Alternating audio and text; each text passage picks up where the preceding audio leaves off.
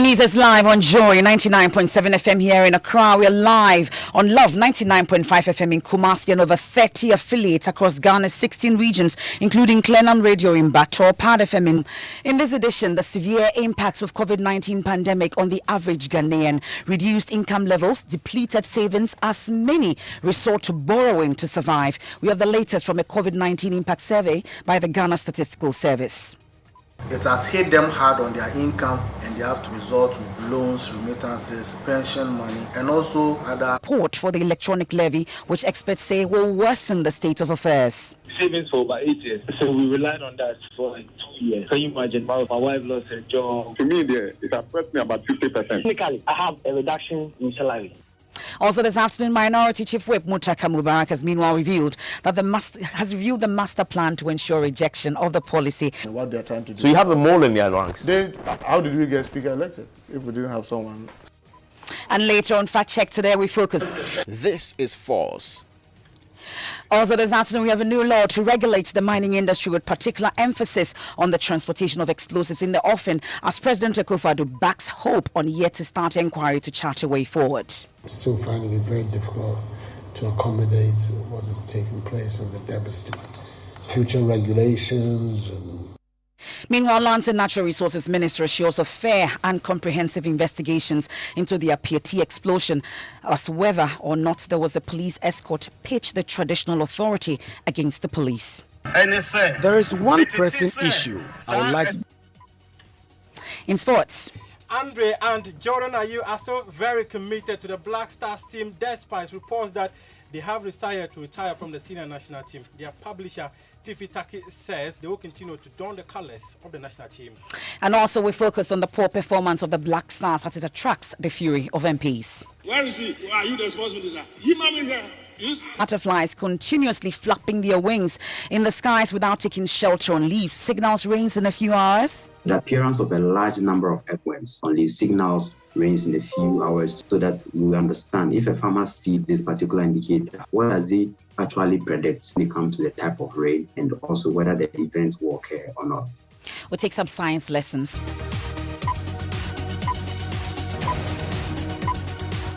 Many thanks for choosing us. This is your home of independent, fearless and credible journalism.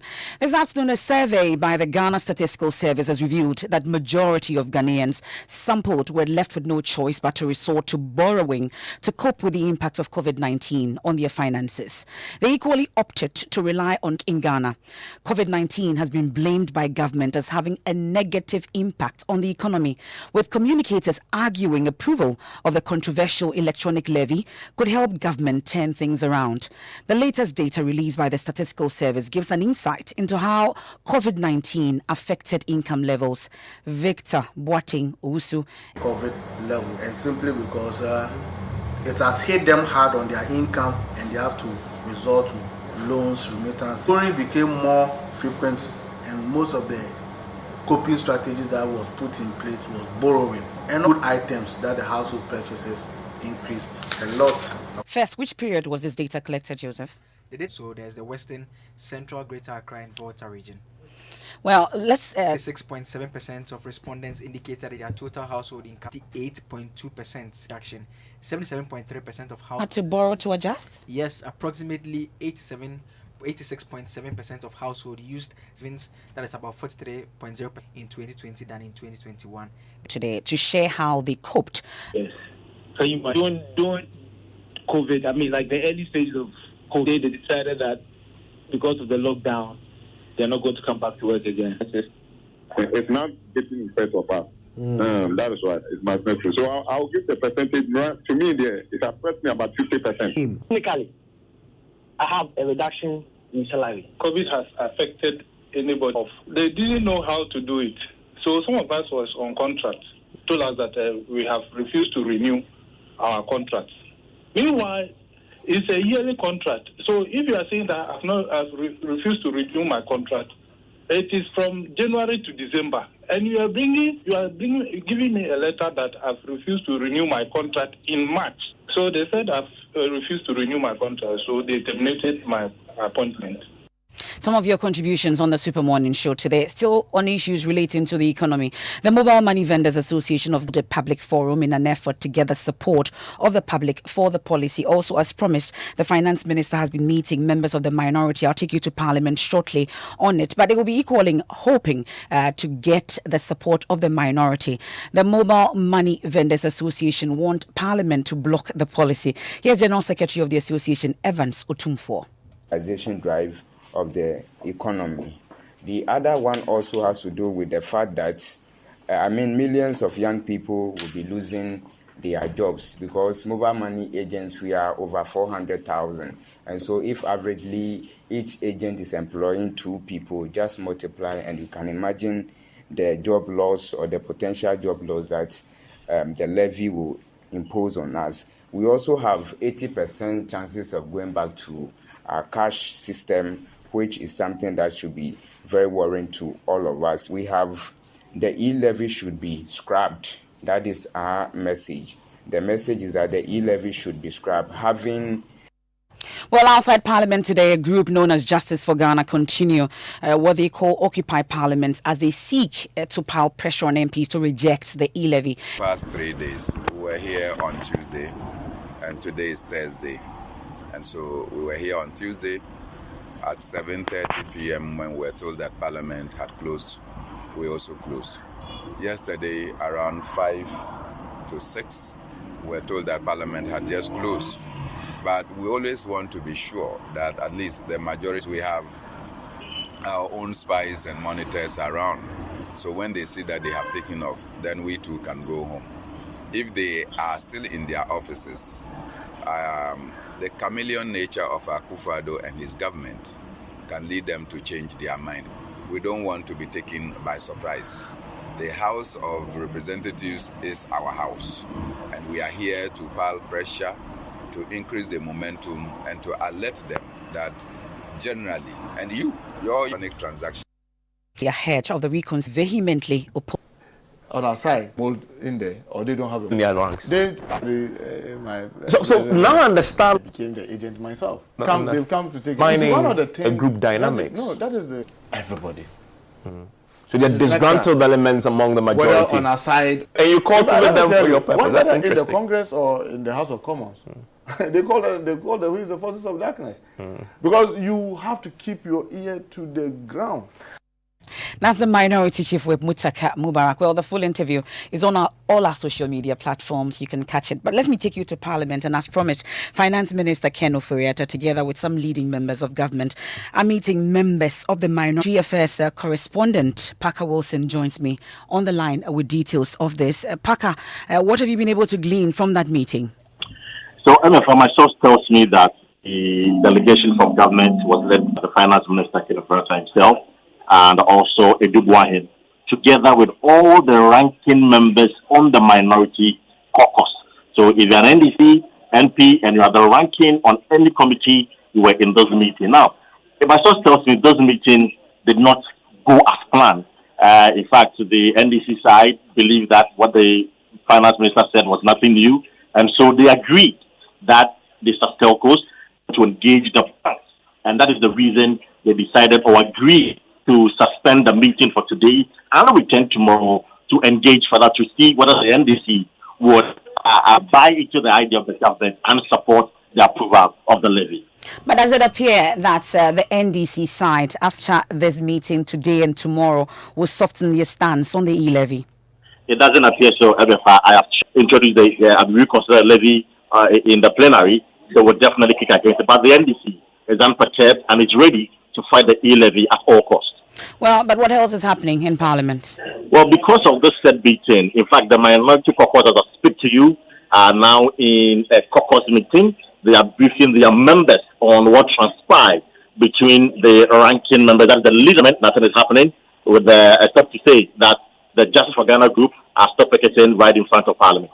And you've been interacting with Frank Anodompreh on the absence of a speaker. What exactly has he been telling you? It's public knowledge that the speaker's health is not in good shape, and he, yesterday we are told, indicated to the leadership of the House that he would be traveling outside the country to seek medical care. Anodompreh has described the situation. The speaker is not there. What it means is that Joseph Osewusu, the first deputy, would have to take the chair. And that would weaken the numbers within the majority group. So he is advocating for a system that would ensure that the speaker gets the medical care here in Ghana and doesn't travel. That's parliamentary correspondent Kwesi Pakas. But it's time for fact-checking now, and today we'll put the spotlight on President Akufo-Addo's claims on economic growth when he addressed the opening session of the New Year School at the University. The global economy went into a recession in 2020. Global economy went into recession in 2020 with a GDP growth of negative 3.2%. This is true. The global economy indeed, according to the IMF January released, was claimed that in 2020, Ghana's economy also grew by 0.4%. Data shows that the economy grew by 0.4% in 2020, with a nominal GDP of 383 billion cedi. This is true. According to the Ghana Statistical Service National Account data on annual GDP, Ghana's economic growth rate in 2020 was indeed 0.4, with a nominal GDP of 383 billion cedis. Let's now focus on President Akufo-Addo's claim that Ghana's economy on average grew by 7% between 2017 and 2020. But for the sound economic foundation built between 2017 to 2020, where on the average, our economy grew annually by 7%. This is false. According to the Ghana Statistical Service National Account data on annual GDP, the average GDP growth rate. Well, that's a fact-checking. And later today on State of Play, the three heads, Raymond Nakwa, Evans Mensah and Winston Namwa, will take on this. They're asking a very critical question based on what we now know may happen next week in Parliament. Why? We're going to get into that. And it's on all our social media platforms at 2:30 p.m. State of Play, politically incorrect. This is the Midday News here on Joy 99.7 FM here in Accra. In Kumasi, we are live on Love 99.5 FM in over 30 affiliates across Ghana's 16 regions. Also live on myjoyonline.com app, also on Facebook. We've been lured to borrowing to survive. When we return, we have sport, where we put the spotlight on the poor performance of the Black Stars that has attracted the fury of some MPs. Where is he? Are you the responsible for this? What did you make out of? Sack him if you haven't done that already, or you yourself will be sacked. And did you know that the appearance of large butterflies continuously flapping their wings in the... So that we understand if a farmer sees this particular indicator, what does he actually predict when it comes to the type of rain and also whether the event will occur or not. Hey, Evokoku, what brings you to my house this early morning? I hope all is well. All is never well with me, Nick Bakbo. After paying 3 times for the land for my project, the construction workers are now giving me wahala. From material overestimation to small stealing. I am tired. I told you so, Evokoku. It's all because you are trying to become builders when you're corporate workers and business people. Edlum has products tailored to meet your needs. Villas 3 at Amrahia, where there are finished homes. Conveniente, also at Amrahia, where it's contemporary but super affordable apartments. Prices start from $35,000. And the Avant-Garde, located in Adrigano, which has sleek luxury apartments. For more information, please visit edlumhousing.com or simply call 0270-166-166. Edlum Housing, where spacious homes cost less. Time for sports. We've all been waiting for the moment, and Midday and Jordan, they're trending. Yes, they're trending because media reports yesterday said that the two have decided to retire from the national team, but their publisher Fifi Taki, in a statement earlier today, says that the two brothers, Jordan and Andrea, you are very committed to the cause of the senior national statement from. And they'll play. Okay. Well, the abysmal performance of the Black Stars attracted parliamentarians yesterday. They set aside their political differences, the e-levy, the fights amongst others, and they all talked about the Black Stars. You can listen. The technical team did not manage the games very well for our dear country. Or whatever his name is. Who the hell is he? The man comes in one, you sack him. And then somehow somebody decides that this or whatever it is, it should be brought back together. You see, the only thing that God gave to the football fraternity of Ghana, he made a derogatory statement, racist statement, that, well, he had come to make sure that we qualify for the World Cup. Not the Africa. Can you imagine? Let them get a new coach. If they haven't already sacked him, the sports minister, if he's here, he should be here to be listening to this. Where is he? Or you yourself will be sacked. If need be, dissolve our national team, prepare a team for over the next 5 years. Then we don't waste our time playing Nigeria in the next World Cup qualifier. Because, hey. If indeed Ghana is going to play Nigeria to qualify for the World Cup, then we have a lot of work to do. I don't know whether the call to dissolve the team is in the right direction. We didn't seem to play as if we were going to win. As a former sports minister, I've always been very anxious when Ghana is playing. And so on this occasion, in the first match, I decided not to watch. And talking of sacking, we sat here yesterday and said Emilio was going to be fired. Indeed, they sacked him. And the management team has also been dissolved. They've also been dissolved. And when are we expecting a new coach? Politicians have got interest in that management committee. I wonder why. For the next coach, we understand the GFA will be traveling to Germany to meet the case that they want to fly out Chris Hughton. As and when they settle on one, we'll have the details to share. Muftau definitely will have all the details for us. Thank you very much. For sports, now President Akufo-Addo is counting on the yet-to-be-established committee to investigate the Apieti explosion to come up with ways to inform future legislation on the mining industry, especially the transportation of explosives. Controversy over whether there was a police escort accompanying the visit by the Minister of Lands and Natural Resources, Samuel Abujinapo, the Chief of BIPOL, Nana Atabrempi, whose jurisdiction includes Apieti, said it is not true that there was a police escort accompanying the vehicle carrying the explosives that day. Asemba kwa Mema Minister watching ye no watch ye and say there is one pressing issue I would like to set the record straight on. It has to do with the claim that a vehicle transporting explosives had a police escort. But the Takwa District Police Commander, Superintendent William Jabialu, insists there was an escort. Yes, there was an escort. Yes. But some of the residents are telling us that they did not see any escort with the vehicle, with the van. Well, it depends on, mostly you might say it depends on what the public perceives to be escorts. Probably they're looking at, Apo urged the residents not to allow anyone to incite them against government. He says answers will be provided to these concerns when the investigations are completed. The investigations will be fair, it will be comprehensive, and it will be anchored on integrity. Let's wait for the outcome of the investigations. I had a meeting with the chamber, and the chamber brought this matter to my attention. They've since written to my office. It's a very important factor that we have to consider in the decisions we take moving forward. So that's the news desk report on whether there was a police escort accompanying that truck carrying the explosive that... For me personally, it's hallucinating. I'm still finding it very difficult to accommodate what is taking place and the devastation and the thing. To try and get a hand on it, and also, more importantly, to be able to build a better future out of what has happened. And there are lots of things that we're going to have to learn out of the incident, which will go to shape future regulations and measures that have to be taken.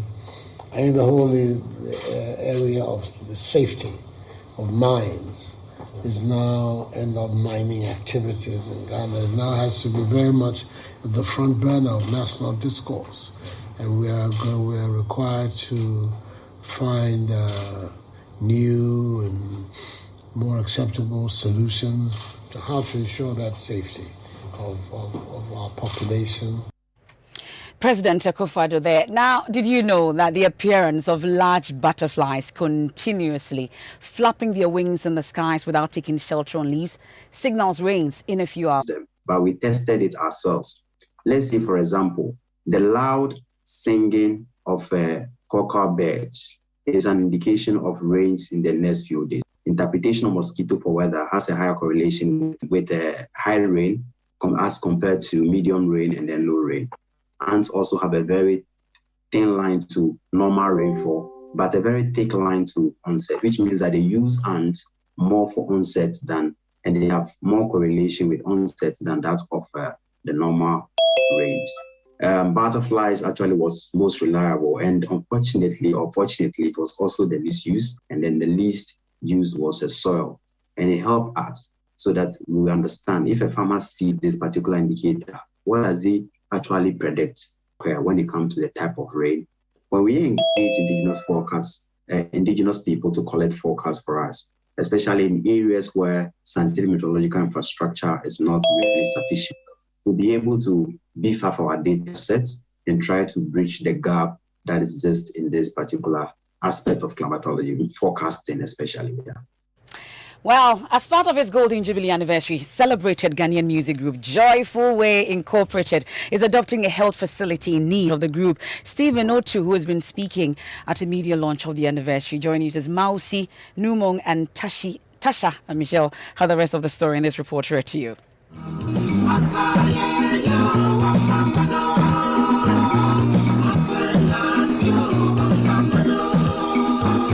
At the media launch of the 50th anniversary, Joyful Way Incorporated has been recounting its story and evaluating their impact on society. Group President Stephen Otu has been explaining a number of projects they will be executing as part of its effort to give back to the society. We intend as well to, adapt some health center that we are going to call The group has made significant contribution to society since its founding some 50 years ago and promised that the group will not neglect its role in development and change. Joyful Way has brought a lot of changes in the Ghanaian contemporary music.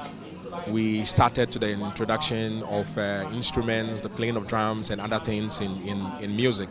And you can see from since in the days we started in 1970s, Congratulations. I am Emefa Apau. There's more news when you log on to myjoyonline.com amongst NPP MPs Mutaka Mubarak. A lot more there on myjoyonline.com you want to read for yourself. I'll leave you with Katie Hammond. After that, we have Living Word with Pastor Menso Tabil. Enjoy.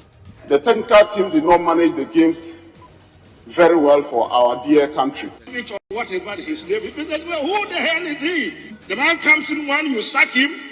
And then somehow somebody decides that this, whatever it is, it should be brought back together. You see, the only thing that God gave to the football fraternity of Ghana, he made a derogatory statement, racist statement, that, well, he had come to make sure that we qualify for the World Cup. Not the Africa. Can you imagine? Let them get a new coach. If they haven't already sacked him, the sports minister, if he's here, he should be here to be listening to this. Where is he? Are you the sports minister? Him, I mean, what in the American? Sack him if you have a total gross profit for the fiscal year.